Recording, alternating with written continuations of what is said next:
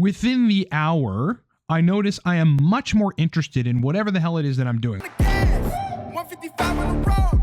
You could be a friend of me, an enemy. Keep that same old energy, cause I know I'm in my element. Ooh, yeah. I'm in my element. Ooh, yeah. I'm in my element. I'm in my element. Ooh, yeah. I'm in my element. Ooh, yeah. I'm in my element. What's up, everybody? It's your boy Ryan, and this is the Thunder Channel on nootropics, on testosterone, on biohacking, and on male performance. Please subscribe to the channel. I know you're gonna love our content, so just hit the sub button now, bro. And there are a group of guys from a TV show that you might remember that would really love if you'd hit that like button, man.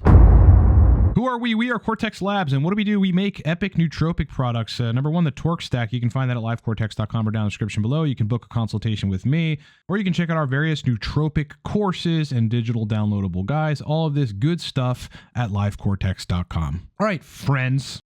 So what I want to do in this video is I want to discuss what is probably the second best dopamine supplement in the world, with the first being 9-MeBC. Look, I mean, because with 9-MeBC, you're generating new dopaminergic neurons. It's highly neuroprotective regarding dopamine neurons. You're enhancing like the gene expression of dopaminergic neuron generation. That's why that's kind of number one. But the secondary most effective dopamine supplement there is Mucuna Pruriens. I say that with conviction, but also sort of annoyed, because it has been casted out into this weird kind of like internet rumor parroted like negative connotation land, because people have, for shock value in their YouTube videos, wanted to purport this idea that Mucuna Pruriens is dangerous. Now, bless their souls for not quite understanding pharmacology and what's really going on with Mucuna, and what is actually dangerous relative to dopamine agonism at very, very high doses. But no, Mucuna Pruriens is just not dangerous, and we're going to talk about that. But I want to talk about what it is. You know, look, Mucuna is essentially going to give you some small percentage of naturally occurring levodopa. Levodopa has the great ability to actually cross into the BBB, the blood-brain barrier, and allow you to very quickly synthesize usable dopamine. I mean, what's better than that if you're having a dopamine deficiency, or if your testosterone's high but you don't have libido? Like, dopamine is probably the missing link there. And or it's like if you respond very poorly to things like tyrosine, which will also make you make more dopamine, but at the same time it's going to crank up the rest of the catecholamines and potentially give you anxiety. It's like Mucuna is a gem in that capacity. And by the way, Mucuna will raise concentrations of the other catecholamines as well, but not to the extent that L-tyrosine will. Before we get into the litany of papers which prove how effective this chemical is and just like show us all kinds of really cool things about it, I want to talk about my dose and the effects of Mucuna Pruriens with me personally. Okay, so I dose between 500 and 1,000 milligrams on the days that I dose Mucuna Pruriens. Sometimes 500 milligrams is enough. Sometimes I need the whole 1,000 milligrams. But basically what it does is it takes a while to onset because it's a little different than like a regular nootropic. Within the hour, I notice I am much more interested in whatever the hell it is that I'm doing. Like, you know that brain state that you have where you're like, well, I'm excited about stuff. Oh, I would like to do this. I want to clean my house. I want to game, or I want to engage in this or that or that or that. I would like to take a walk. You know, just like where you look around and things don't seem dull, but things seem colorful and cool, like that happy state, right? You know, that's dopaminergically driven. So that's what it, you know, what it does to me. But it also makes me feel, can't even talk. Also makes me feel more alert, generally more energized. I'm hellishly more motivated to do whatever it is that I'm into. And it has sexual benefits, which we're going to talk about. All right, so that's what Mucuna does. I've been taking it on and off for probably 10 years. You know, I still take it literally to this day, and I took it today. I've already got 1,000 milligrams of Mucuna Pruriens down. I also take it in 500 milligrams when I dose the Torque Stack, because one of the components in Torque Stack, not the heaviest hitter, but one of the powerful ingredients in Torque, is Mucuna Pruriens. By the way, 10 years on and off Mucuna Pruriens, your boy is just fine. Now, as to not make this video 30 minutes long, I'm going to run through a bunch of different papers which show all the positive benefits of Mucuna. Then we're going to talk about why people think it's dangerous, or why some like shock value YouTubers have been saying that. But first, we'll get into some of the literature. You're going to find over and over again, for Parkinson's and for other conditions, and for just generally taking Mucuna Pruriens, that it is far superior, in fact, to L-Dopa in very particular ways. This study, Mucuna Pruriens seed aqueous extract improved neuroprotective and acetylcholinesterase inhibitory effects compared with synthetic L-Dopa. Again, it usually wins in certain aspects, not potency necessarily, but in preventing side effects and aiding in the inhibition of acetylcholinesterase in this case over synthetic L-DOPA. We know that the PIH, or the prolactin inhibiting hormone, this is how it's referred to in the literature, which is actually just dopamine, inhibits prolactin. And that does so via the D2 receptors, in the pituitary where prolactin is secreted from lactotropes. The more hypothalamic dopamine you have, the less prolactin you're going to secrete, the better your sex drive is going to be, or better your refractory period is going to be, and all that sort of stuff. Here's a paper that basically goes into the combination of some of the more hardcore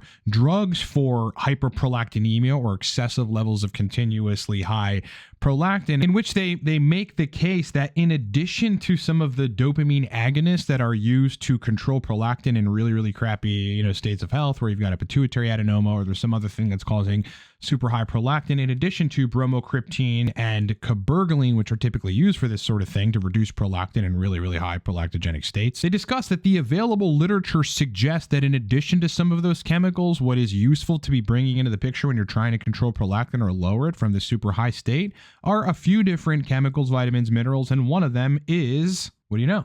Mucuna Pruriens. Well, that makes sense, right? I mean, it's essentially helping you to make more of the prolactin inhibiting hormone, otherwise known as dopamine. In a paper that's titled Mucuna Pruriens in Parkinson's and in Other Diseases, Recent Advancement, I'm scrolling, and Future Perspective, they have this really neat graphic which shows some of the major benefits of Mucuna Pruriens kind of just as a standalone. And it is neuroprotective, it is anti-venom, it's anti-ischemic, it's an aphrodisiac, it's antimicrobial, it's anti-neoplastic, it's anti-inflammatory, it's anti-epileptic, it's an antioxidant, it's also anti-diabetic. And you're going to find something really interesting in the Parkinson's literature that, levodopa and cabergoline and some of these really, really hardcore dopamine agonists tend to induce facial dyskinesias, these muscle spasms effectively, but co-administering some of those drugs with Mucuna Pruriens eliminates those symptoms, or puts the person in a state where the additional dopamine agonism, the additional dopamine which is helping their condition, is not causing additional or exacerbating current, facial muscle spasms. Now, one of the reasons that Mucuna Pruriens helps sexual function and is an aphrodisiac for guys is because I believe it's increasing luteinizing hormone concentrations. The luteinizing hormone is basically going to signal right to the testes to produce more testosterone. But also, the dorsal nerve of your junk is a pretty critical nerve for sensation and general and blood flow and erection quality, which in a study with albino rats, Mucuna Pruriens had this ability to positively restore some of that function in a really epic way. I'm going to read you the conclusion of the study. Actually, let's talk about the results.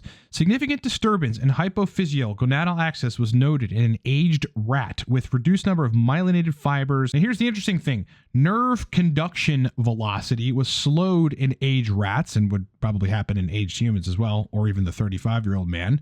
And concomitant poor penile reflex was also noted. They go, these pathological changes were remarkably reduced or recovered in Mucuna Pruriens treated aged rats. They conclude that the results indicate a multifactorial therapeutic activity in penile innervation towards sustaining the penile erection in the presence of the extract in aged rats, and justifying the claim of traditional usage, which is referring to people that are in some sense far smarter than what we think we are now, especially Western medicine, and that is Ayurveda. Now, so that's Mucuna. I mean, this stuff is amazingly powerful and has a lot of very powerful properties, as I explained in that graph, but also as an acutely effective nootropic for turning into dopamine, giving you dopamine without really stimulating the other catecholamines. You don't get this anxiety effect. You just get happiness and a positive mood, and you feel great, and you have energy, and you have better libido and better erection quality. There has been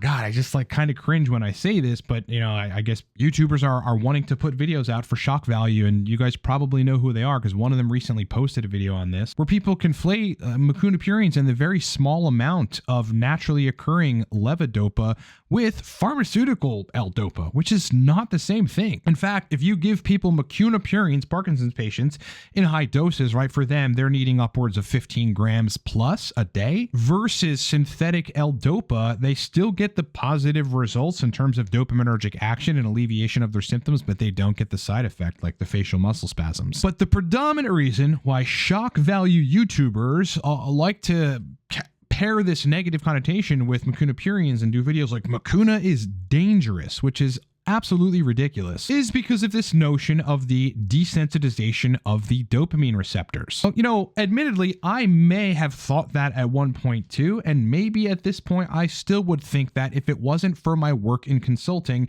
and working with men who have prolactinomas. These are tumors that develop in the pituitary where the lactotropes get out of control. They're overexpressing from a host of factors, largely lack of dopamine, too much estradiol, and many other driving factors, where these people have to end up to take their 500 or 1,000 nanograms per milliliter prolactin down within normal range so that they can get their physiologic spermatogenesis functioning again, their LH and FSH to fire correctly, because prolactin inhibits that, so they can get sexual function at a DHT capacity working again, because prolactin at high levels is a 5-AR inhibitor. I'm not sure if people knew that, but it is.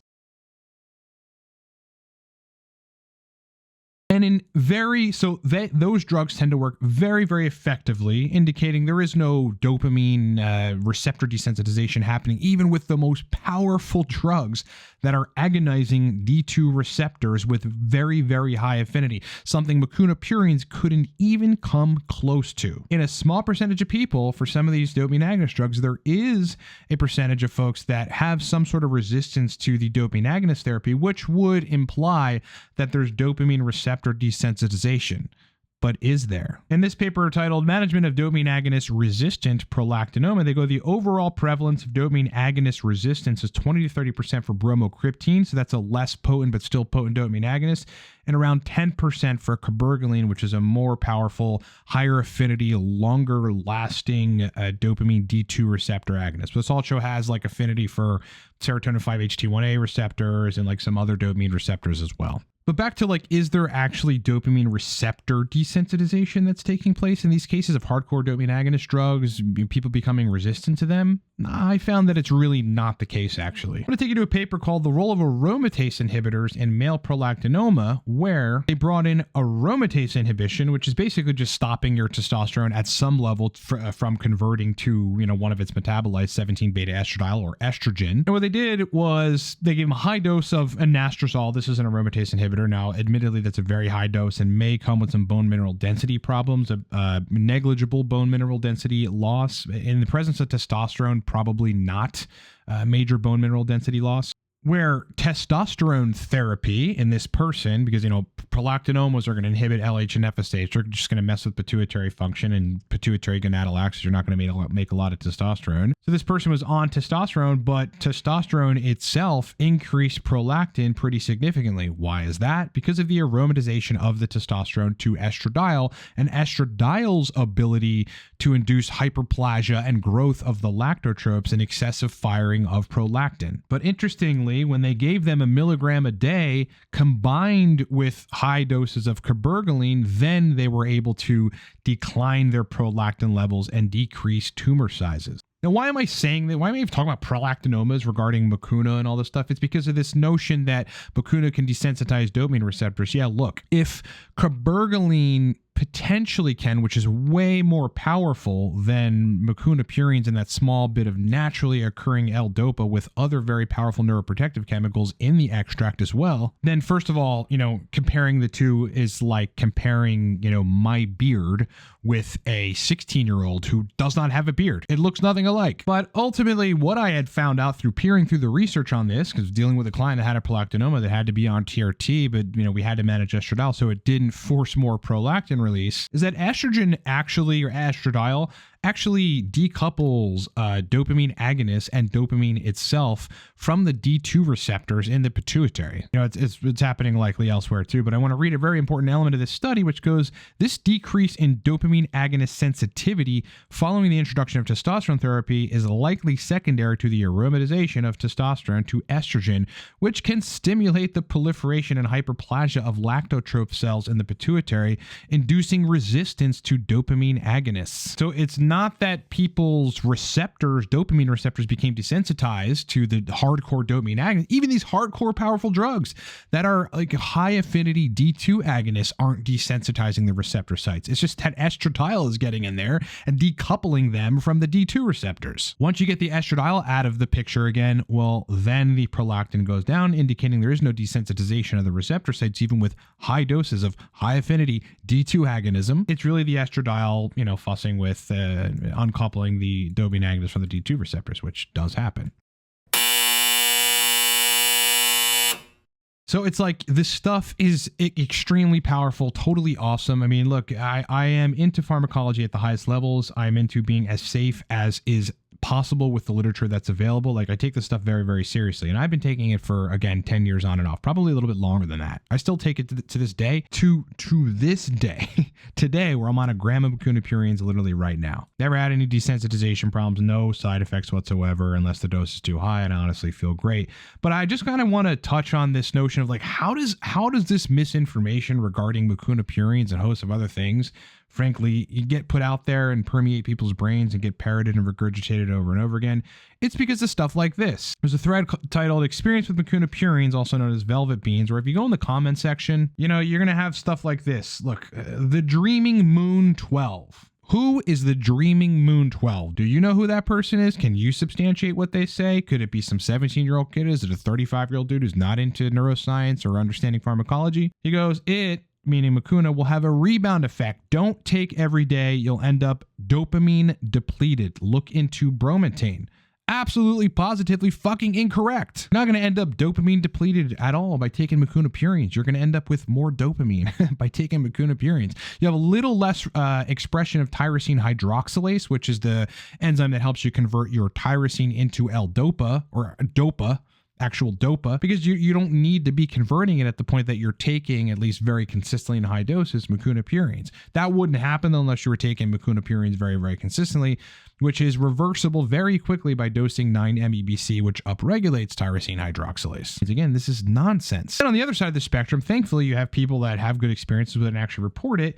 You got this guy who's deleted his username and goes, every time I took Mucuna, it felt very good. The effects last 8 to 12 hours. It's pretty in line with how it affects me. I mean, I feel it basically the whole day, and I get no crash at all. It helped me in many ways that are very subtle, but notable.